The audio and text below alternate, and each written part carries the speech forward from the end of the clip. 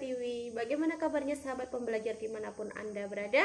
Alhamdulillah tetap semangat dan terus belajar. Hari ini adalah tugas di keluar kelas hari ke-10, yaitu tentang tema kurikulum baca ke-1. Oke, langsung saja saya menjawab pertanyaannya. Apa arti dari tanda panah yang terdapat pada bagan kurikulum Bimba? Arti tanda panah itu adalah di mana menunjukkan alur. Yang kedua, apa arti garis tebal yang terdapat pada bagan kurikulum Bimba? Garis tebal itu menunjukkan syarat-syarat yang harus kita penuhi sebelum masuk ke tahap selanjutnya. Ketiga, apa arti tanda seru yang terdapat pada bagan kurikulum Bimba? Arti tanda seru itu adalah menunjukkan di mana kita harus berhati-hati. Kita harus memastikan apakah syarat dan tujuannya sudah tercapai sebelum masuk ke tahap selanjutnya. Untuk pertanyaan yang keempat, jelaskan bagaimana cara membaca bagan kurikulum Bimba. Nah, cara membaca kurikulum Bimba kita harus memperhatikan bagannya terlebih dahulu. Misalnya kita harus memperhatikan kalau di sini ada tahap persiapan.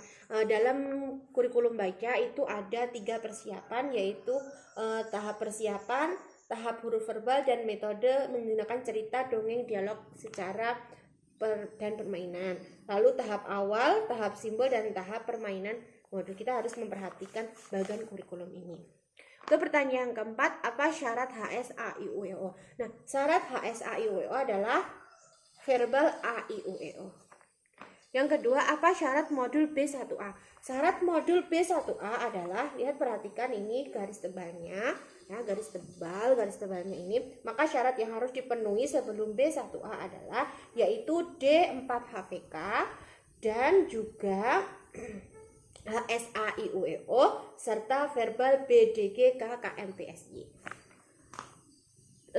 Apa syarat modul B1B? Nah, syarat modul B1B di mana B1B di sini ya, maka kita perhatikan tanda panahnya ini. Perhatikan tanda panah, maka kita harus berhati-hati apakah syarat dan tujuannya sudah terpenuhi. Kalau sudah terpenuhi, maka kita boleh melanjutkan ke tahap berikutnya. Nah, tahap B1B syaratnya adalah itu ada B1A yang harus selesai ya, B1A.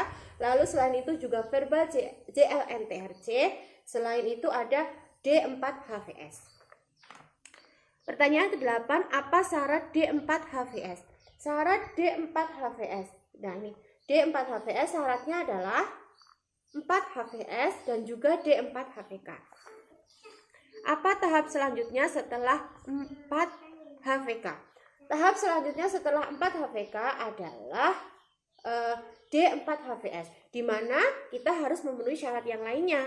Sebelum kita D4 HVS terpenuhi, maka harus memenuhi juga 4 HVS sebelum lanjut ke D4 HVS. Oke. Apa tahap selanjutnya setelah B1A?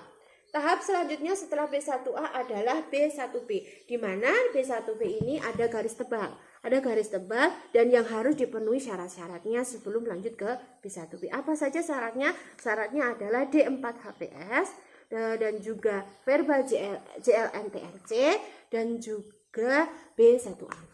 Oke, pertanyaan yang ke-11, apa tahap selanjutnya setelah B1E? Tahap selanjutnya setelah B1E yaitu adalah B4 dan juga B1F, di mana ada syarat yang harus kita penuhi. Syarat yang kita penuhi setelah B1F apabila kita menuju ke B4 yaitu adalah B2. Itu syarat yang harus dipenuhi dan juga B1D. Nah, baru bisa ke B1F. Pertanyaan terakhir, apa tahap selanjutnya setelah B4? B4, nah ini B4. Tahap selanjutnya adalah B5. Tahap selanjutnya adalah B5, yaitu di mana ada syarat yang harus kita penuhi. Ada 3 syarat, yaitu B4, B3, dan B1F. Oke, demikian. Terima kasih untuk tugas hari ke-10 yaitu membaca kurikulum baca. Sampai ketemu lagi di hari ke-11.